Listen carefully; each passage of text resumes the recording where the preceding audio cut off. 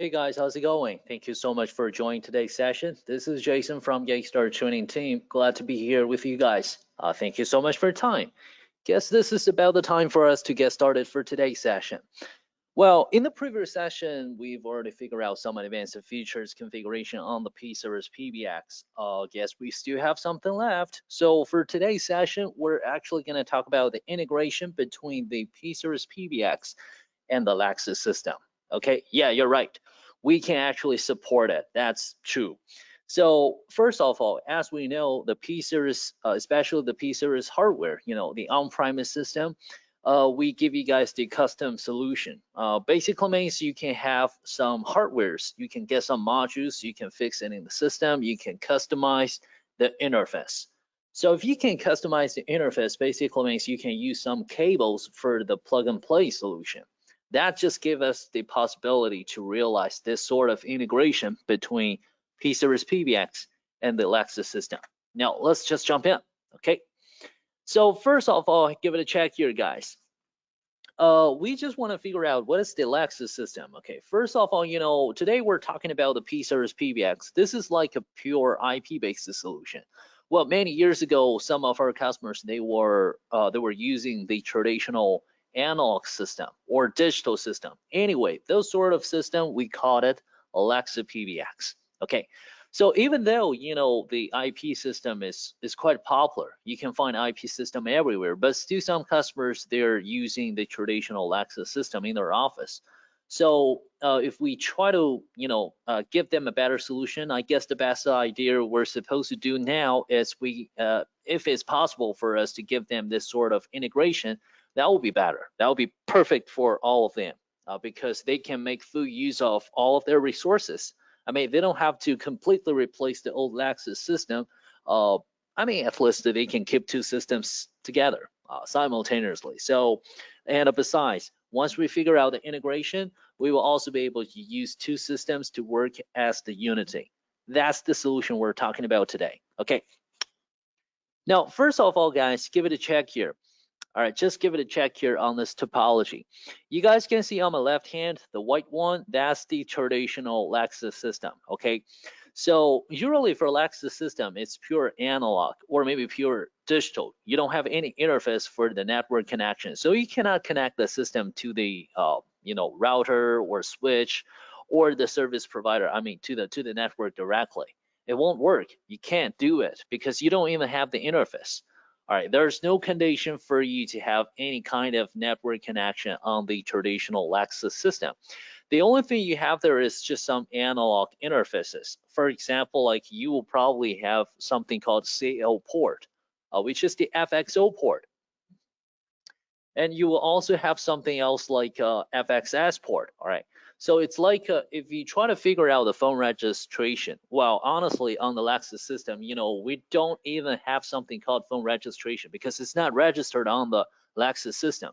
For all of our endpoints, we just use plug and play solution. You can simply take your endpoints with the cable, with a bunch of cables, of course. So you will simply just plug those analog terminals on your YSCIS PBX directly. That's just the way how we figure out the phone. We call it registration, but actually it's not registration. It's just the connection, right? And on the other side, for the FXO port, which I was talking about before, that's just the interface for you to get the connection with the service provider because eventually you're going to need a telephone line to communicate with your customers, with your contacts, wherever it is, out of the office, right? So you need the telephone line to get your system be connected with the public switch telephone network. That's it. So you will get that telephone line, the PSTN line, the LAN line, the telephone line, whatever you call it, you will need this FXO interface for the connection.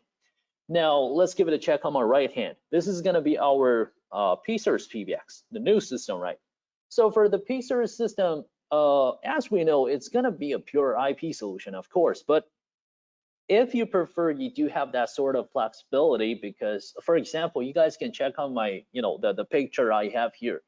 This one is actually our P560. So you will be able to have 8 customizable interfaces. If you prefer, you can customize those interfaces to whatever you prefer. It could be FXS port, could be FXO port, anyway.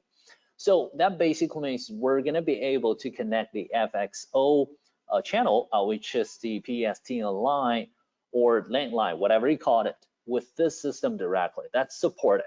And if we have some endpoints, some analog endpoints, we can also plug it in the system directly.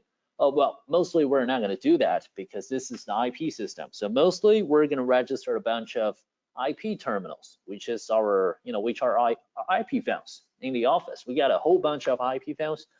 So we can just deploy everything in the local area network. We can register those IP terminals on the P-Series PBX directly. That's it. And now for the integration, guys, give it a check here. For the integration, we are actually going to use cable connection. That's it. So for example, on the Lexus system, if there's a FXO interface, okay, then we can take the cable, connect it. Then on the P-Series PBX, we're going to take the FXS port, the FXS interface. This is just the way how we figure out the connection. Well, if you take reverse, that also works. So like if you have an FXS port, or we maybe call it jack port on the Lexus system, then on the other side, on the P-Series PBX, then we will just need the FXO interface. So that's the way how we figure out this connection between two systems. Okay. All right. Now let's just keep going. Okay, so give it a check here. The connection, actually, the cable we're going to use looks like this, guys. This is nothing special, just the phone line, right? We can use this phone line for plug and play directly. And also, honestly, sometimes we just want to know, hey, why do we need this sort of integration? It's not like why do we need this integration? It just depends on our customers. Sometimes, some end users or maybe some project, who knows? They just don't want to replace the whole system directly. Maybe they still have something left there. They just want to keep the old system there, but they really need a new solution. They need a migration solution. They need more UC functions. So the best idea for this situation is we can, take a P-Series PBX for the integration. That's it. So we will be able to keep the analog PBX and their phones still over there. Nothing has been changed. All right, you can just keep exactly what you had before there, right? And more importantly is once we figure out this sort of integration, two systems, they can call each other for free. All right, they can totally call each other for free. So like I have some users, let's say some users, they're currently using those analog terminals based on the old system. Now we figure out this integration, we get some other users, okay, on the other side, or maybe in the other office. So they will be able to make a call with each other for free, totally. All right, and also they can share the trunks with each other. So it's like I got several, SIP trunks, ISDN channels, analog channels, whatever it is, based on my IP system. Now, once we figure out the integration, those analog terminals, they will also be able to use our, the SIP trunks, the digital trunks, whatever, configured on the P-Series PBX. That's it. And of course, this solution eventually just help us to realize this sort of migration. Like I posted here, we're going to convert to an IP solution. So generally speaking, it will help us to get a completely, general speaking, that's like a complete IP-based solution. That's it. Okay. And also, by the way, guys, the jack port, which I was talking about before on the analog system, we called it jack port, but it's just the same thing. On the P-Series system, we called it FXS port. It's the same thing. Jack port, it's for FXS. FXS port, it's also for FXS. And CO port, it's for FXO port. That's the same thing. Okay, now let's keep going. So have a look now. PBX works as an analog phone. So if we try to make the PBX works as an analog phone, then we will actually need to connect our P-Series PBX on the Lexus system through the jack port. Because as we know, jack port, not port.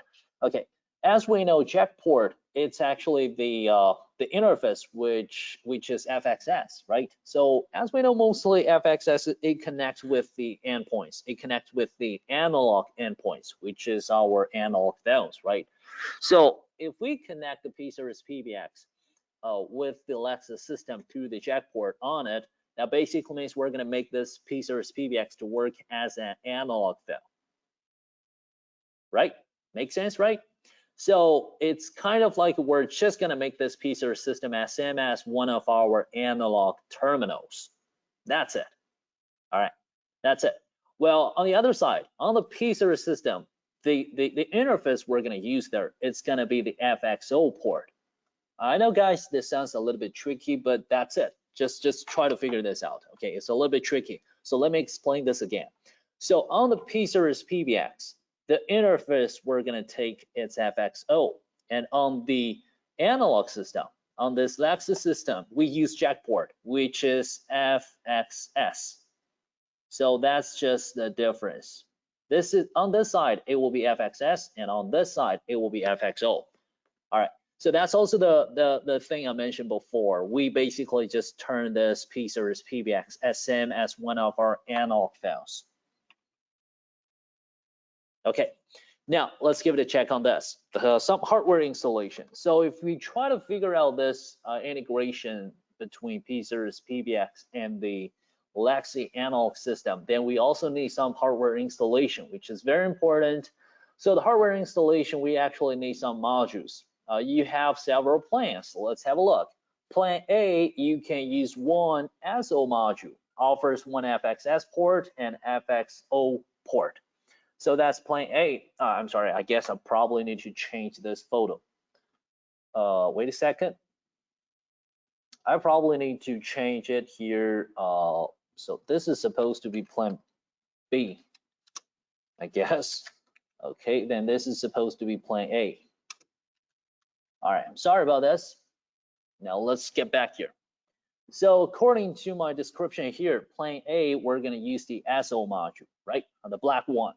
So you know the black one, the SO module can actually provide us one interface for FXS, another interface for FXO. So you can take the SO module, you fix this SO module on your system, you basically just have one interface for FXS and another interface for FXO. That's it. And also we can have plan B. Plan B is like we can use S2 module worked with one O2 module for total 2 FXS port and 2 FXO ports. That's it. That's the thing what we can do with this. Okay. So you guys can see the installation is pretty simple. The installation is just plug and play. Now, if you try to fix the modules on the P550, okay, if you try to fix these modules on P550, you can fix them on P550 directly by plug and play. All right. Well, if you try to fix those modules on your P560 or P570, you know, these two bigger size, then you're supposed to take the expansion board. So take the expansion board, you will need to fix those modules on the expansion board first. Then you will just need to insert the expansion board on your PBX to get this particular interface. Okay, and now let's back to this topology, have a look. Okay, so once again, the solution, it depends on you. It totally depends on you. So if we choose the jack port on this side, on the analog system, okay, then on our PBX, on the P-Series PBX, the interface we're going to use, it's going to be FXO port, okay?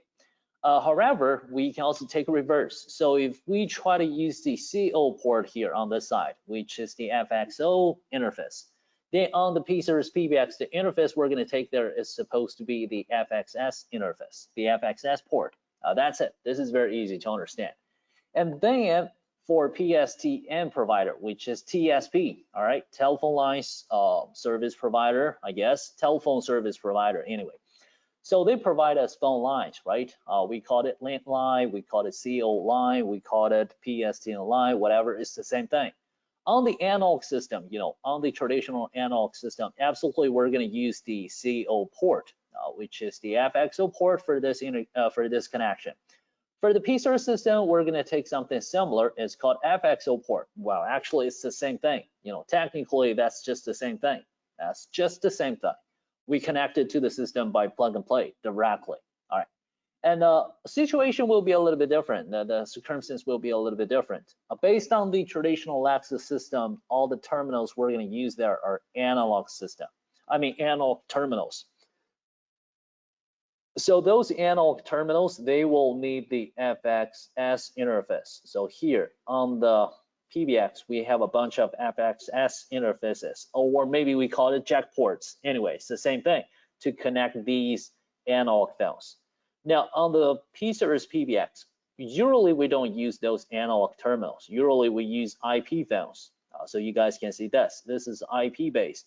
We're gonna use local area network with switch, with router. I didn't draw a router on this photo, but absolutely we're gonna need the router, switch, some Ethernet cables. Anyway, then we use auto provisioning to deploy all these IP phones in the local area network. So that's basically the way how we realize the whole solution under this circumstance. Okay, now let's keep going.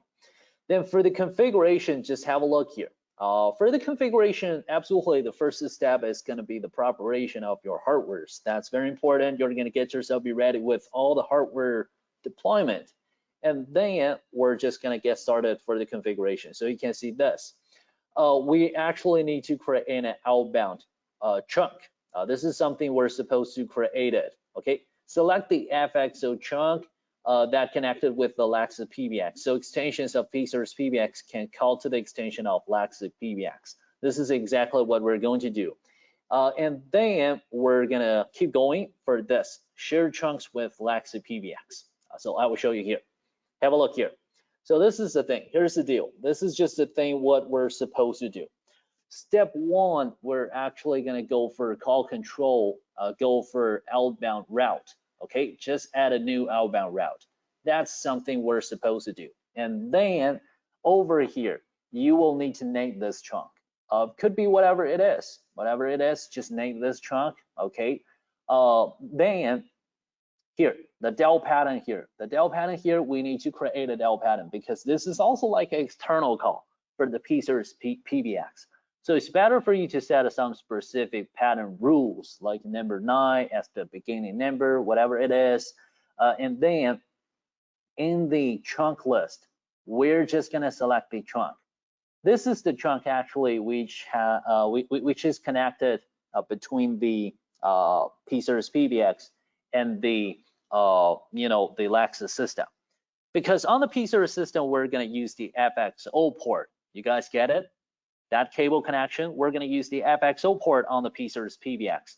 Then on the Yeastar PBX, that will be a chunk. It sounds a little bit tricky, but I guess you guys can figure this out. Back to this. Check on this. So if we're going to use the FXO interface on the PBX, then for PBX, for this Yeastar PBX, this cable connection, it's not just a cable connection. It's going to be a chunk. Right? Because the interface we're going to take in here is the FXO interface. So for the Yeastar PBX, that will be a FXO chunk. So in the chunk list, you will find this. That's the one which you have been created before. You've already connected. All right. That's why here we need an outbound route because that's an external call because that's not a cable. That's not just like a cable connection for plug and play. That's a cable connection for chunk. For analog chunk. Okay, but of course for the YSCIS system, this cable connection is just an external. I'm sorry, just an terminal endpoint. It's just an analog phone, right? But for the Yeastar PBX, that's a chunk. That's absolutely a analog chunk. Okay, then let's keep going. The next part is we can go for extensions or extension groups. Anyway, go for this. Then we can select the extensions you would like to make calls to the YSCIS PBX. That's it. That's it. Select some extensions because you're going to create an outbound route. So absolutely, you will need to select your extensions. Could be all of your extensions or maybe just some of your extensions. Depends on you. After that, just click on Save. So this is exactly the way how we figure out this part of configuration. Okay, and next part. Give it a check here. Share chunks with YSCIS PBX. What are we supposed to do here is we can check in this list. This is going to be the list of our extensions. So all of our extensions are going to be posted here. So now if we're going to use those FXS interface to connect with our PBXs, so you can see this. The Alexa PBX is an analog extension of P-Series PBX. So what's the meaning? The meaning is like this. Back to this page. I'm going to make it clear. All right, let's give it a check here. So back on this photo, okay, this is our P-Series PBX. Okay, let's see, this is a P-Series PBX. All right. Now, on the P-Series system, for this sort of integration with Lexus system, we have two options. This is option 1, which we've already talked about, and this is going to be option 2. Then if we choose option 2, you know the connection, right? We're going to do the same thing. We take the cable, we connect the analog PBX with our P-Series system here. And on the P-Series system, if we take the FXS interface, well, you know the rule, right? If this is going to be the FXS interface over here, if that's an FXS interface, then this cable means the analog terminal for the P-Series PBX, right? That's why you will see something special here. Back in the extension list, you can see, all right, I got an extension connected with the PBX, but actually, this extension 1000 is not an analog film. It's actually the Alexa PBX. Okay, it's actually our Alexa PBX. And then we will just need to back to this outbound route. Back to the outbound route, do something similar because you got an extension there, and that extension actually is the Alexa PBX. So you back there and you add a new rule. Name this trunk, okay? Name this outbound route. Then do the same thing, just set the dial pattern, and then you're going to select the channel which you would like to use. Because currently, you know what? Your analog system, the whole analog system is one of your extensions. So this outbound route, it's gonna be the one for this whole analog system. So now you can select whichever you want. You have so many chunks available on your P-Series system. You can select any of them. And next step, just select this particular extension because this particular extension, it's your analog PBX. So you select it here. That basically means your analog PBX has been assigned with the user permission to use your chunks for external costs. That's why we call this is like a trunk sharing. Share chunks with the Alexa PBX. So your Alexa PBX will be able to share, all the channels, all the trunks you have on the P-Series system. That's it.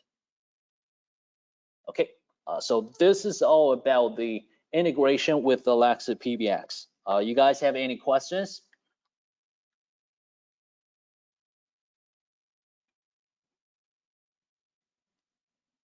Guys, just have a look, see if there's any other questions. If you have, please drop your questions in the chat panel.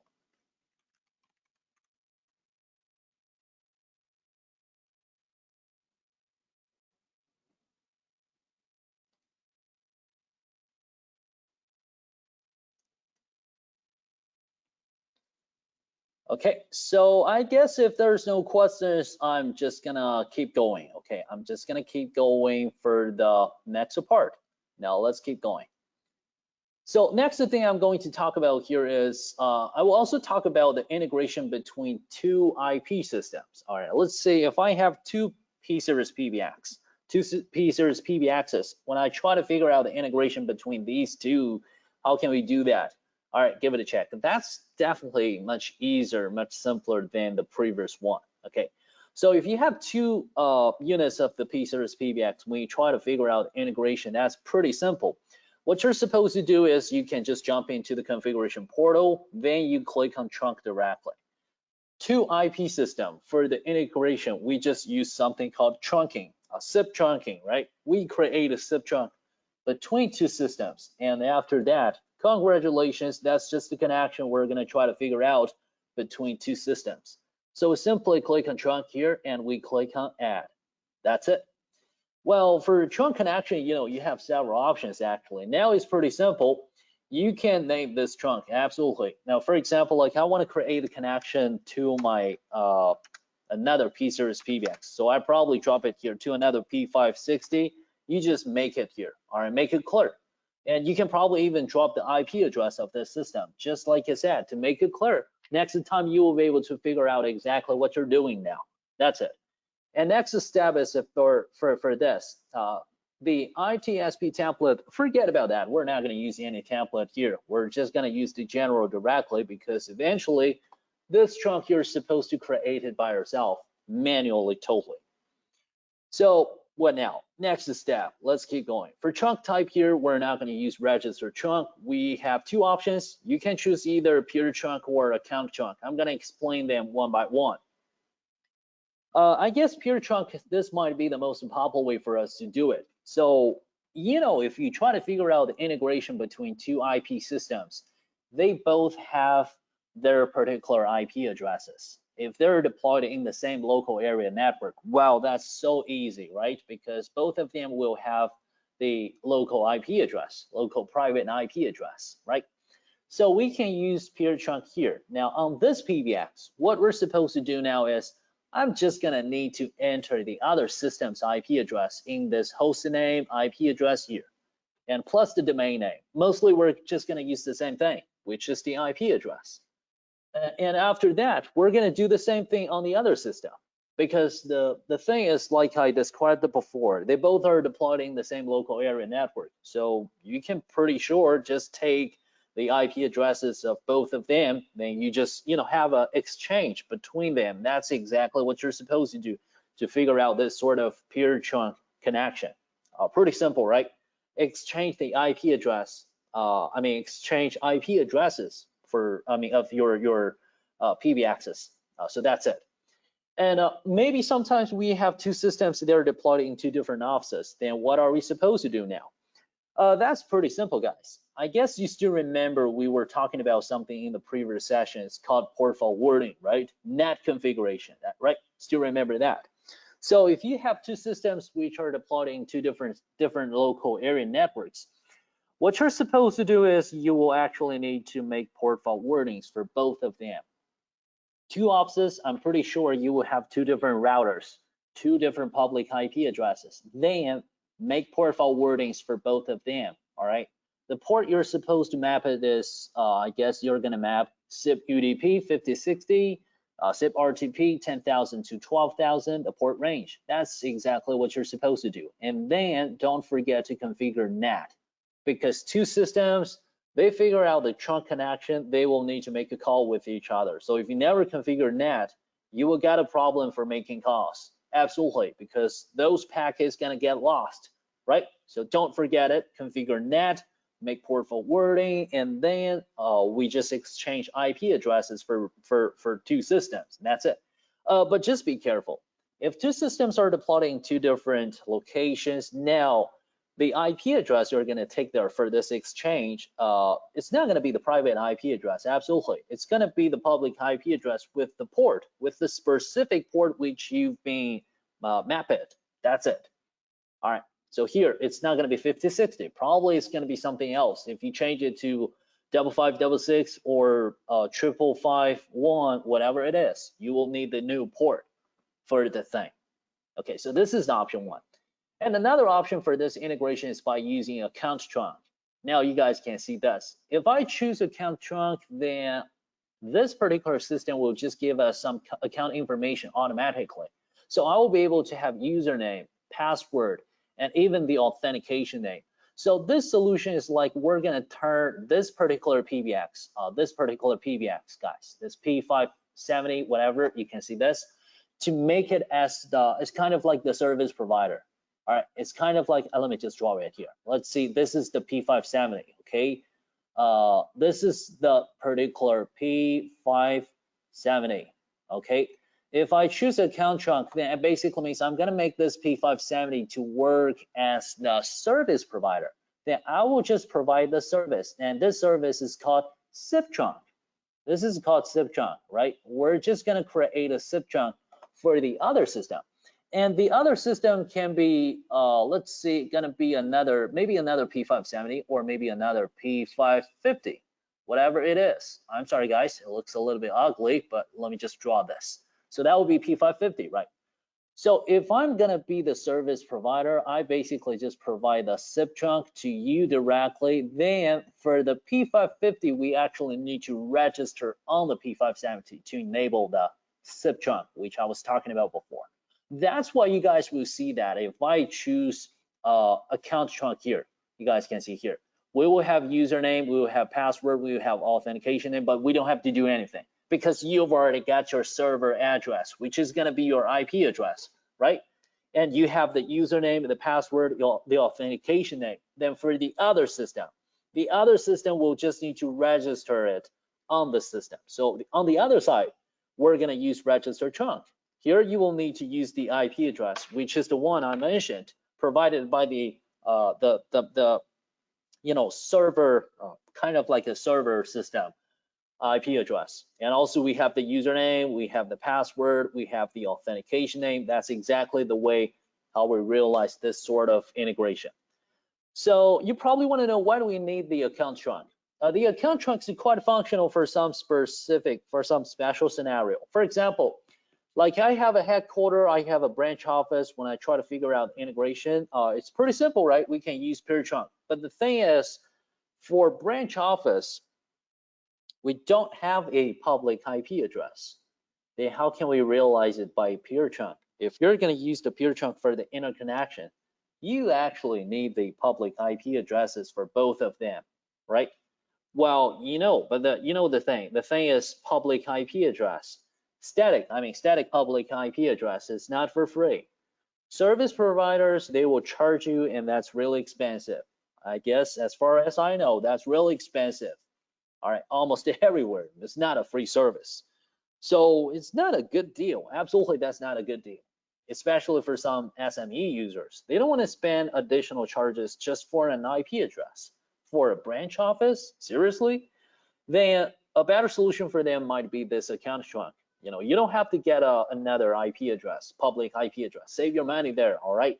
We can just give you a user account. Then let your system register on this major system directly by using this account trunk information.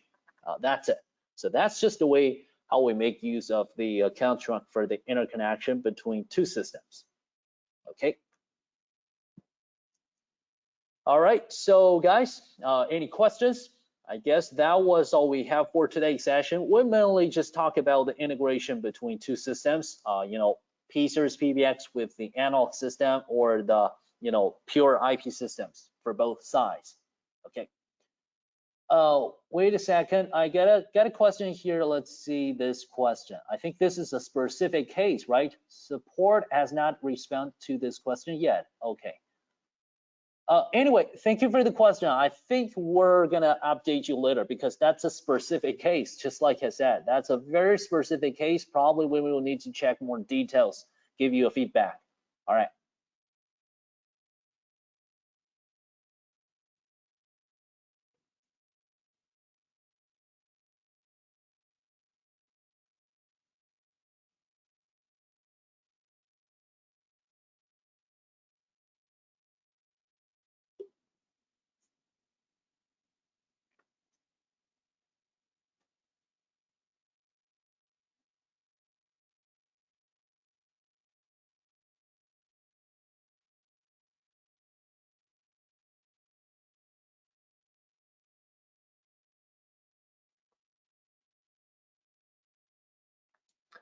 Okay, let's see another question. Can I connect as well as a S-series to a P-series on the way that you just explained? Yes, sure. Yes, of course. If you have S-series PBX and when you try to put them together, the S-series PBX and the P-series system, you try to figure out interconnection, you can do the same thing like I said before. You have two options. You can create a peer trunk between them, or you can use the account trunk. The SIP trunk, it's the same thing. That's just the same thing. But you have to make sure the IP address, everything, it's well configured. Make sure everything's okay, it's cracked. Then you will be able to create this interconnection between them.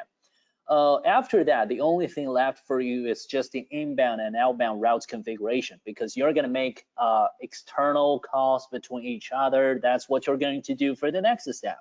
So the next step is, don't forget to back on the S-series PBX and also the P-series system.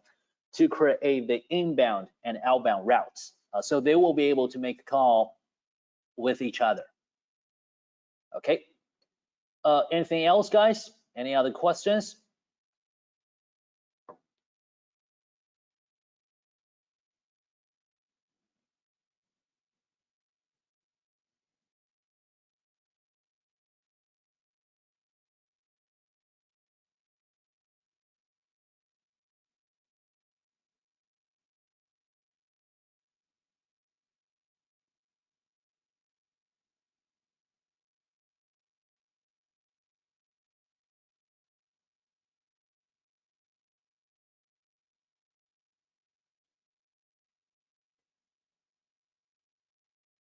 All right, then. So if there's no questions, guys, guess that was all we have for today's session. Once again, thank you so much for your time. Thank you for joining today's session. So we still have something left. Now, tomorrow, same time, we're going to keep talking about some other things on the P-Series PBX. Okay, so thank you for your time.